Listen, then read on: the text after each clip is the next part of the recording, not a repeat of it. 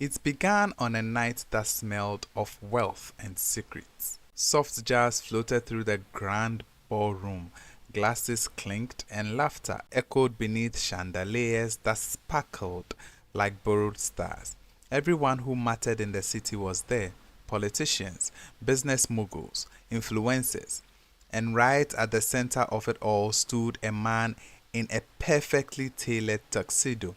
His name, Kwesi Boateng. Calm, composed, untouchable. But not everyone in the room came to celebrate. At the far end of the hall, just by the mirrored wall, a woman reapplied her lipsticks.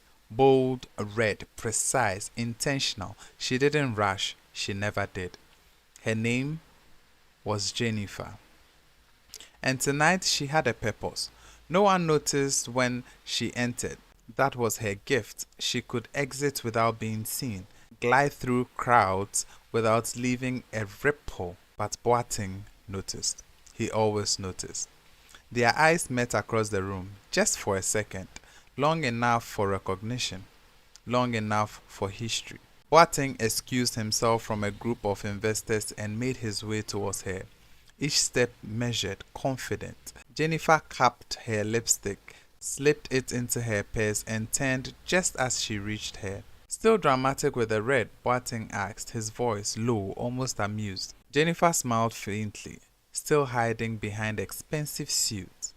There was no handshake, no embrace, just tension, thick and unspoken. It's been a while, he added.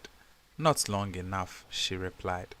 They stood there, two people dressed for a celebration but carrying something far heavier than the night allowed. Why are you here, Jennifer? He asked. She tilted her head slightly. You invited half the city. I'm just part of the crowd. You don't do crowds. You do moments, calculated moments, he said. Her smile deepened.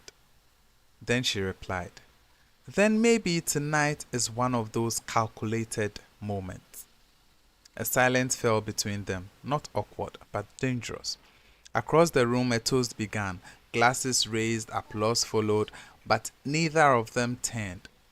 Do you ever think about it? Jennifer asked suddenly. Think about what? He said. The night you chose ambition over everything else. Boateng's jaw tightened slightly. We made our choices, Jennifer. No, she said softly, stepping closer. You made yours. I just survived it. For the first time, something flickered in his eyes, regret, or something close to it. You disappeared, he said, no explanations. And you replaced me, she shot back, very quickly. It wasn't like that. It was exactly like that. Another pause.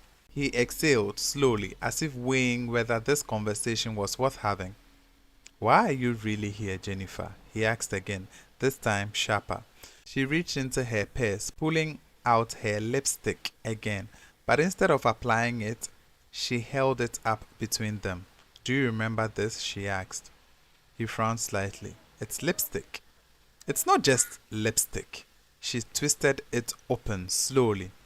Every time I wore this, it meant I was about to change something. Boateng's expression shifted, subtle but real.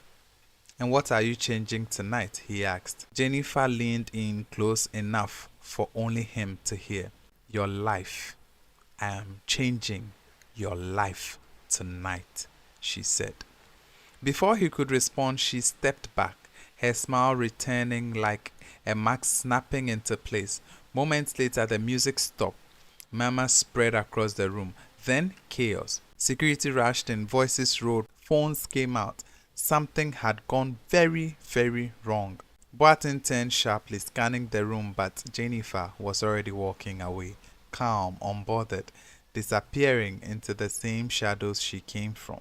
She was gone. The only thing she left behind was a note that read, May it never be said that we stood knees deep in a river, but died of thirst.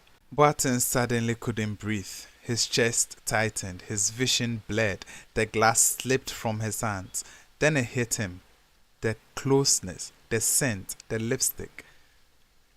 Jennifer. By the time he looked up, she was gone. and the sirens filled the night, and the beautiful party turned into chaos. One question remained: what hurts more, losing the person who loved you, or realizing too late that you were the one who let them go?